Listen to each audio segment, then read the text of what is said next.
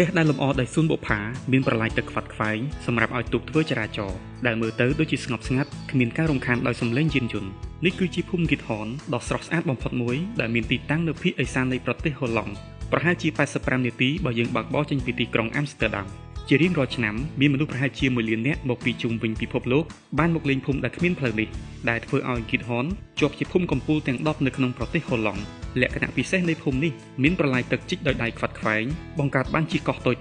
តភ្ជាប់គ្នាដោយស្ពានចំនួន176នៅលើកោះទាំងអស់នេះមានផ្ទះស្អាតៗដែលត្រូវបានសាងសង់នៅក្នុងសតវត្សទី18និងសតវត្សទី19ក្រៅពីប្រឡាយទឹកមានតែផ្លូវដើរនិងផ្លូវជិះកង់តែប៉ុណ្ណោះដែលមានឈ្មោះថា Bin Nenpet មានហាងនិងភោជនីយដ្ឋានជាច្រើនត្រូវបានប្រសពជាមួយនឹងផ្ទះជនជាតិហូឡង់ជាធម្មតាមានដំបូលប្រក់ស្បូវភូមិហ្គីតហនគឺជាភូមិដែលគ្មានផ្លូវហើយក៏គ្មានឡាននោះដែរភ្ញៀវទេសចរនិងអ្នកភូមិហ្គីតហនត្រូវចតរថយន្តនៅខាងក្រៅភូមិបន្ទាប់មកអ្នកអាចជួលទូកជិះហើយចាប់ផ្ដើមទស្សនាទិដ្ឋភាពនៅក្នុងភូមិទៅតាមការណែនាំក្នុងភូមិក៏មានសារមន្ទីររួមជាមួយនឹងជម្រើសជាច្រើននៃភោជនីយដ្ឋាននិងហាងកាហ្វេ